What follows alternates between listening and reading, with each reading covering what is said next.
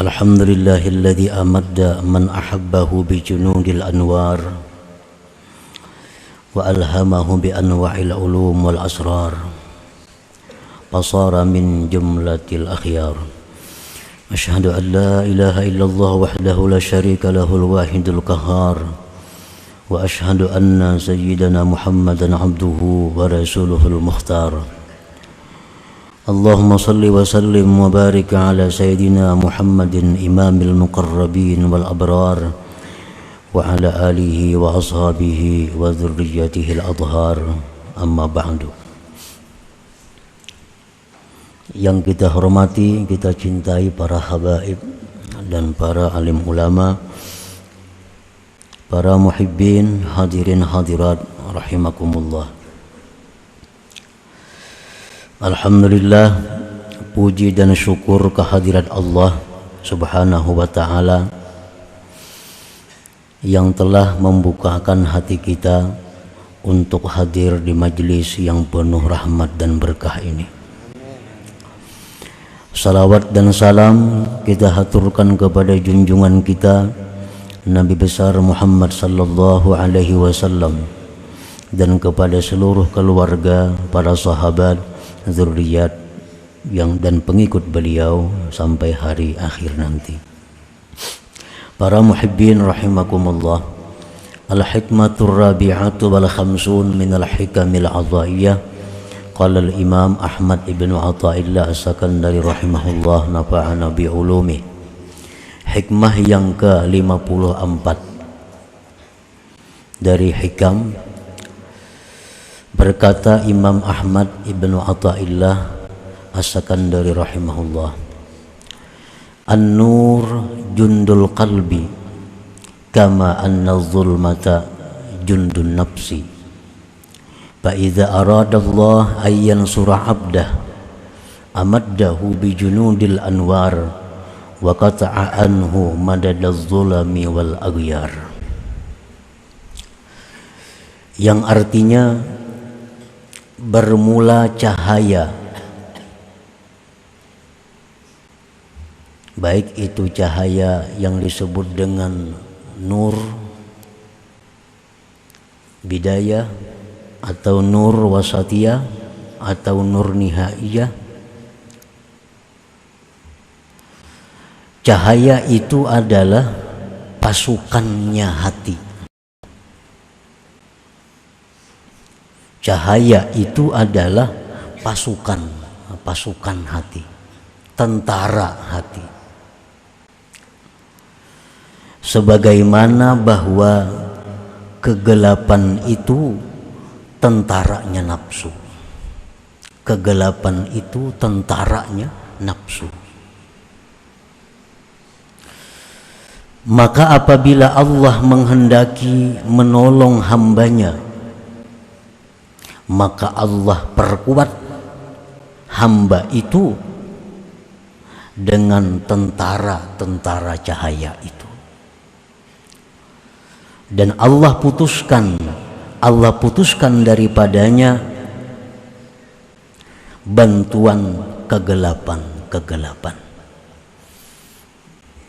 Para muhibbin rahimakumullah, itulah terjemah hikmah yang ke-54 ini. Di dalam hikmah ini musannif mencontohkan bahwa di dalam diri kita ini ada peperangan.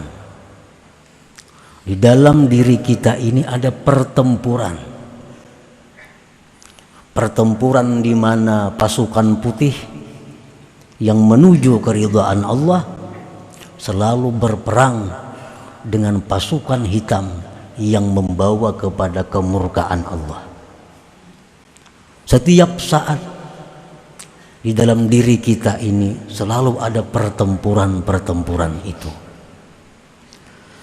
Maka apabila Allah menghendaki seorang hamba itu menjadi kekasihnya, maka Allah perkuat pasukan-pasukan cahaya, pasukan-pasukan putih, sehingga dapat mengalahkan pasukan-pasukan nafsu, pasukan hitam, akhirnya si hamba ini sampai kepada mardhatillah, keridaan Allah Subhanahu wa ta'ala.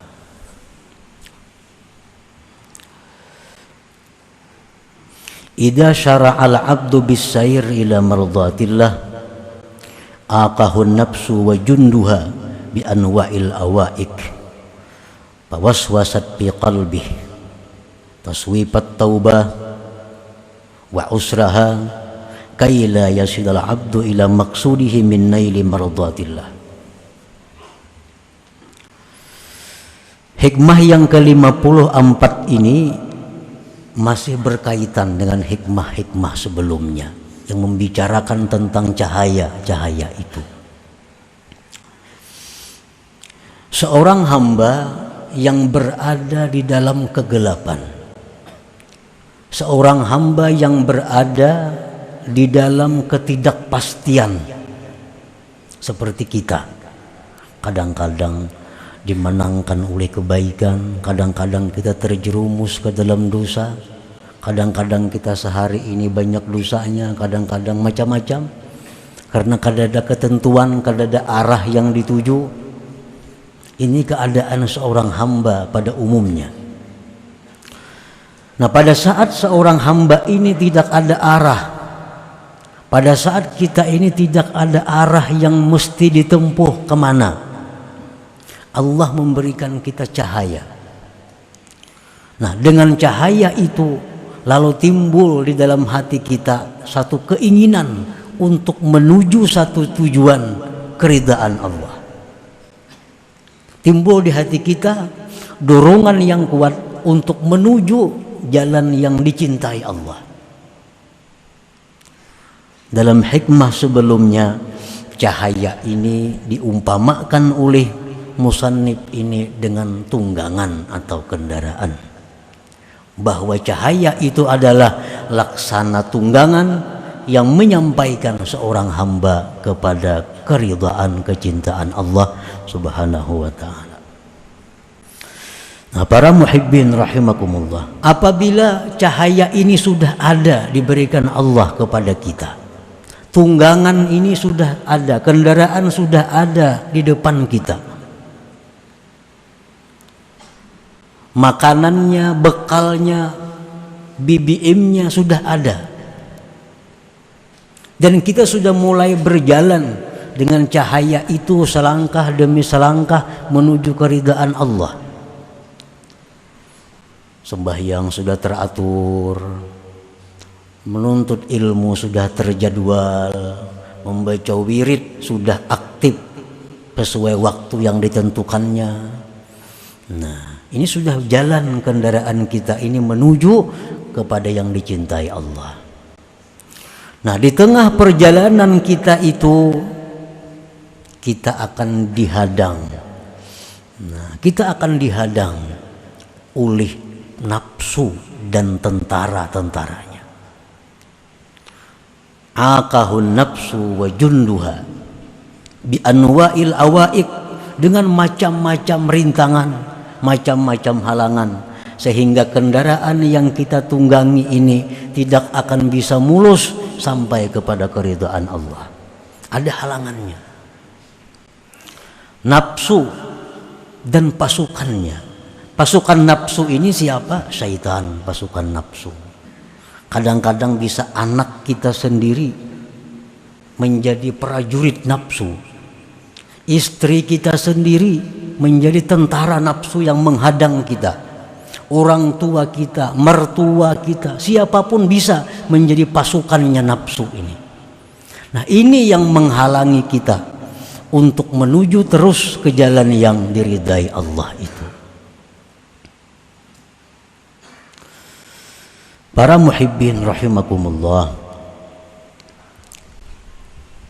nafsu ini dan tentaranya tadi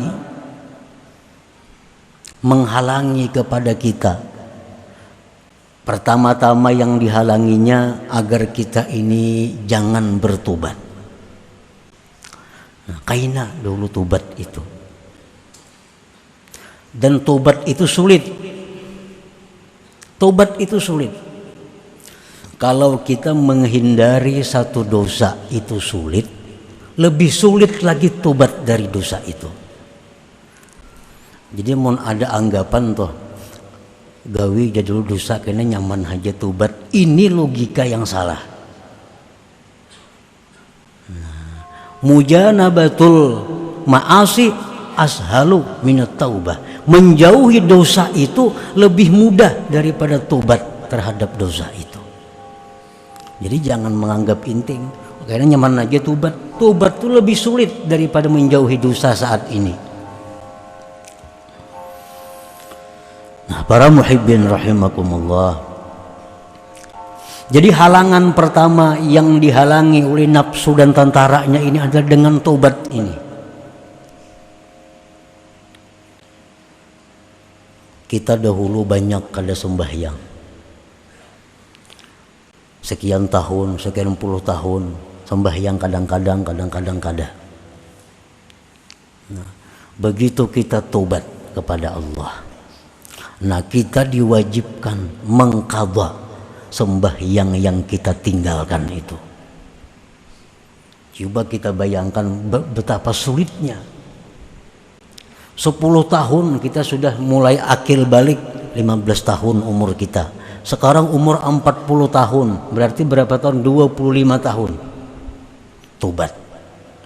25 tahun ini sembahyang kita kadang-kadang sembahyang. Kita diwajibkan menghitung seapik mungkin, diwajibkan menghitung sewajib mungkin. Diwajibkan kita menghitung sehari ini kira-kira aku ada sembahyang nyata pang 2. Nah 2 sehari kali 25 tahun. Kalau kita ingin tobat, kita diwajibkan mengqadha itu, mengqadha, dan mengqadhanya ini pauran segera. Nah ini halangan yang pertama. Mudah ke tobat itu jar nafsu kan kaina aja tobat itu. Kaina aja tobat. Makin kaina makin banyak hutang kita.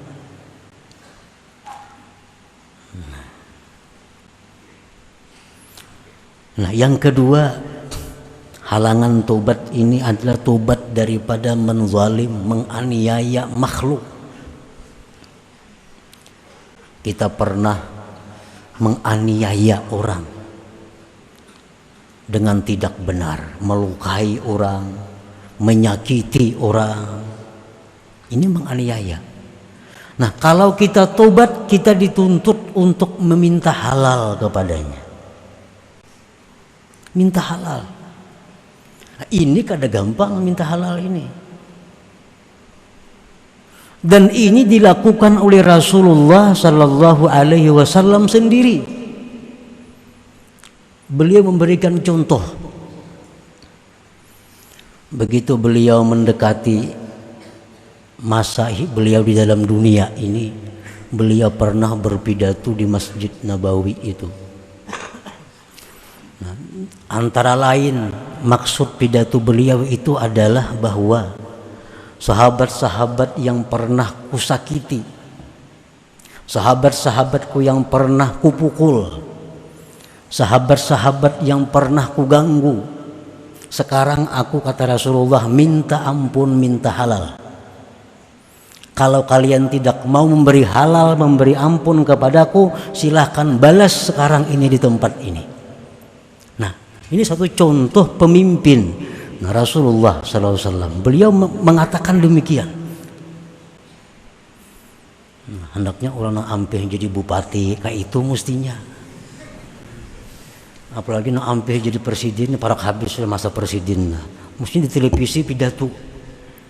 Kalau hendak selamat nih, wahai seluruh rakyatku, siapa ada yang merasa terzalimi, siapa ada yang merasa ku aniaya, aku minta maaf, minta halal. Kalau minta ganti rugi silahkan datang kepadaku. Nah umpamanya orang kan wani juga datang ke sana, kita mendatangilah ke sana. Walaupun kita ini terzalimi, lampu rancak pajak itu terzalimi. Kenapa? Duitnya banyak, bahan bakarnya kita banyak, semua lengkap di Kalimantan nih. tapi lampu rancak pajak, pembagian keuangan kada adil, terzalimi. Tapi kita kadang akan menuntut itu. Kalau minta halal kita halalkan aja, cuma kada wani minta halal. Nah, tokoh-tokoh kita itu macam Nabi kita langsung di hadapan sahabat, siapa yang pernah aku tampiling ya Nabi, aku minta halal, tampiling aku kalau kada mahalalkan. Dan ada sahabat yang berdiri, jadi sahabat, wahai Rasulullah, pian pernah memukul ulun. Nah, padahal ulun kada salah. Ayo silahkan pukul ya Nabi. Berdiri sahabat tadi nak memukul Nabi. Waktu pian pukul, wahai Rasulullah, ulun kada berbaju, pian harus pacul baju. Nah, jadi sahabat tadi, sahabat lain ini bingung, waninya ini lawan Nabi kita. Nabi kita lepas baju, nah jadi Nabi pukul. Akhirnya sahabat ini bukan memukul, tapi menciumi tubuh Rasulullah Sallallahu Alaihi Wasallam. Jadi tobat daripada zalim makhluk ini minta halal, sulit itu. At-taubah min akhdhil malil haram, tobat daripada mengambil harta haram. Tobatnya apa? Radduhu ila maliki, mengembalikan harta itu kepada pemiliknya. Ini halangan, rintangan oleh seseorang yang sudah mulai berjalan menuju jalan yang diridai Allah. Orang dahulu bermodal 100 juta, duitnya duit kada halal, pol dibukanya toko berdagang, 20 tahun berdagang, dari modal 100 juta tadi sekarang jadi 2 miliar. Nukar rumah, nukar kendaraan, tokonya sekian buah. Lalu orang ini dapat cahaya petunjuk, mulai ke jalan Allah, sampai di bab tobat, bahwa harus mengembalikan seluruh harta yang haram itu. Maka asal modalnya haram. Bila modal haram, seluruh bunga-bunganya, kembang-kembangnya, cabang-cabangnya jadi haram.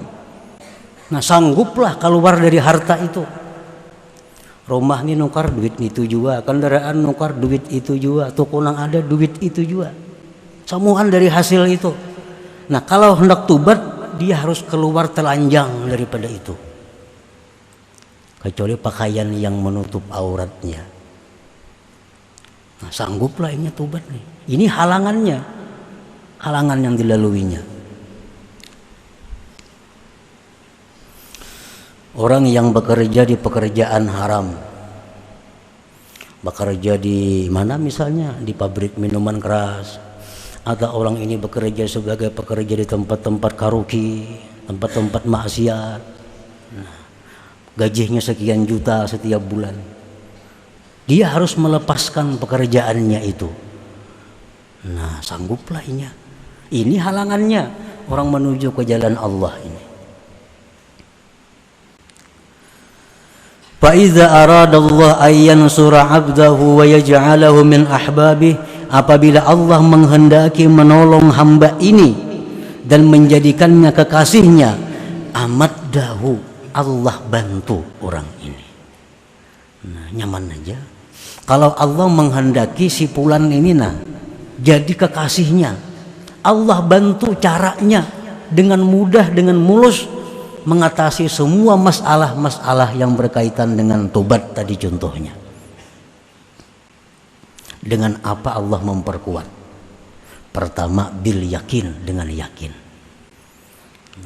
Arti yakin itu apa? Ada musyak, tiada ragu-ragu. Sedikit pun tidak ada ragu-ragu. Contohnya yakin yang kayak apa Contohnya yakin Baitullah itu andaknya di Mekah, yakinlah kita. Baitullah, Ka'bah itu andaknya di Mekah, yakin kita tuh, sedikit pun kada ragu-ragu. Nah, Allah beri hamba ini yakin Nang apa nang diyakininya? Wa'dallah wa dhamanahu, janji Allah dan jaminan Allah. Ini diyakininya. Diberi Tuhan hamba ini keyakinan terhadap apa yang dijanjikan Allah, apa yang dijamin oleh Allah. Apa janji Allah contohnya?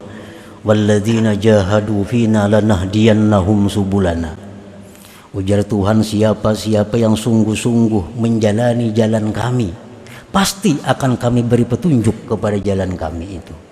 Kalau kita ini bertikad bujur-bujur hendak sampai kepada ma'rifatullah, Allah pasti akan memberi petunjuk itu.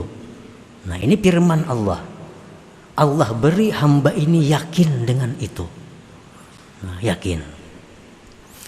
Allah berjanji, wa may yattaqillah yaj'al lahu min amrihi yusra. Orang-orang yang takwa kepada Allah, Allah jadikan urusannya itu mudah, nyaman. Nah, jadi orang ini seandainya taubatnya ini harus menyerahkan seluruh hartanya karena memang dari yang haram. Diberi Allah orang ini keyakinan bahwa kalau engkau berbuat itu digantikan oleh Allah dengan yang lebih daripada itu. Nah, diberi Tuhan ini hamba keyakinan. Nah, lalu si hamba ini berani melepaskan seluruh hartanya yang didapat dengan jalan yang haram tadi.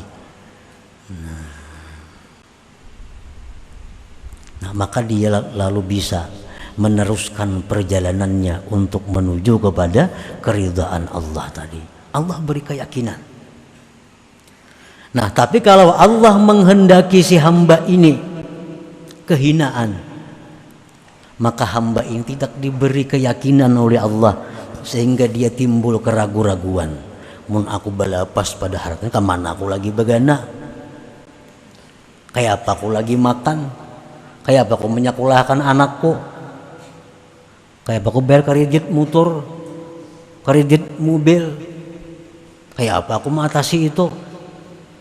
Nah, kalau orang dikehendaki Allah kehinaan, dia akan ragu-ragu dengan itu. Ragu-ragu. Padahal dengan jelas Al-Quran mengatakan kalau dia melepaskan diri dari seluruh harta yang haram itu, Allah jadikan mudah.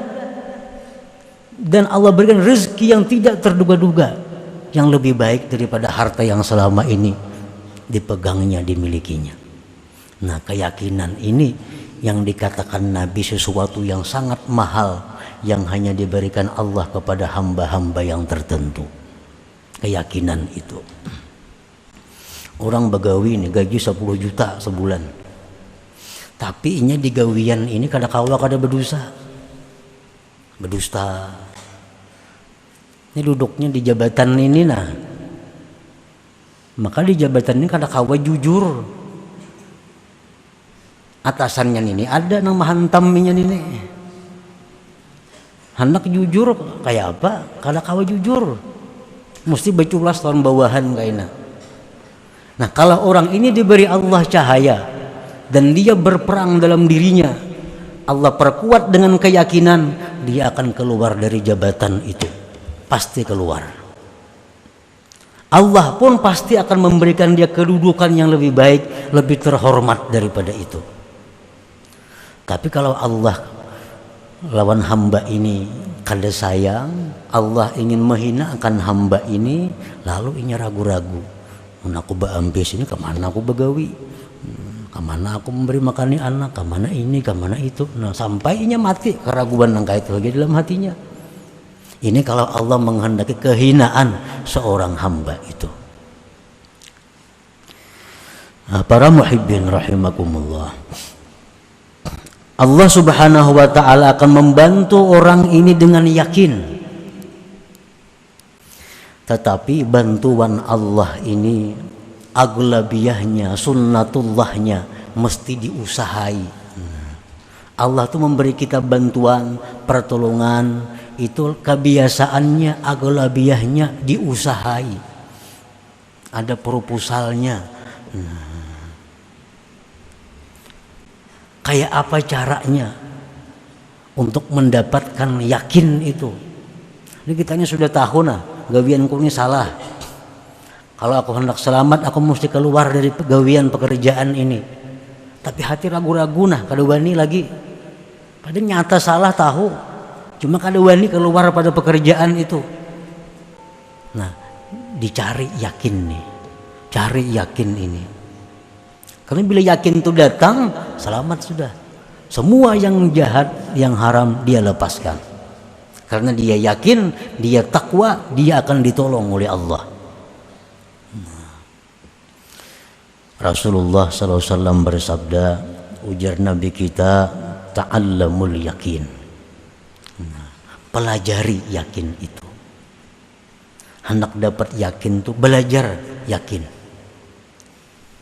Imam Ghazali mensyarahkan hadis itu, maknahu jalisul mukinin wastami'u minhum ilmal yakin wa wazibul iqtida'a bihim liyaqwa yakinukum kama qawiya yakinuhum. Itu sarah hadis tadi. Ujar Nabi kita, belajarlah ilmu yakin. Artinya apa? Duduklah kamu kepada orang-orang yang yakin. Kawani orang-orang yang punya keyakinan. Dengarkan daripada mereka keyakinan mereka. Selalu ikuti mereka agar yakin kamu kuat seperti yakin mereka. Nah, cari orang-orang yang pernah berhasil dengan keyakinannya itu. Sidin tuh bahari bagawi di situ haram, tapi sidin wani keluar. Sekarang sidin sugih pada dahulu. Nah, datangi sidinnya, kayak apa pian bahari nang kayak itu. Aku ge sidin yakin. Nah, yakinnya ini yang kita cari, kita pelajari. Cari orang-orang yang yakin. Kemanapun mereka, ikuti mereka, sekedudukan dengan mereka, sehingga yakin yang ada pada diri orang itu memancarkan ke dalam hati kita. Hati kita pun ikut menjadi yakin akhirnya. Itu kalau hendak dapat keyakinan. Amun dikawani orang yang kada yakin, bertambah kada yakin. Orang yang mencari keyakinan yang kayak itu nah, duduk di warung, dudukan di gardu, bertambah kada yakin hati. Duduk di tempat-tempat orang yang yakin, maka keyakinan orang itu akan memancar tembus ke dalam hati kita yang kada yakin ini. Liyaqwa yakinukum kama qawiya yakinuhum, agar kuat yakin kamu, ujar Nabi sebagai ujar Imam Ghazali, kata Imam Ghazali, liyaqwa yakinukum, agar kuat yakin kamu kama qawiya yakinuhum, sebagaimana kuat yakin mereka itu. Nah, para muhibbin rahimakumullah, selanjutnya hikmah yang ke-55 minal hikam athaiyah. Nabi sallallahu alaihi wasallam, al-Fatihah.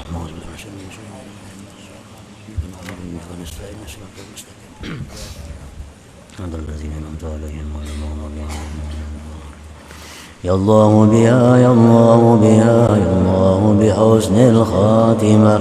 Ya Allah biha, ya Allah biha, Allah bihusnil khatimah.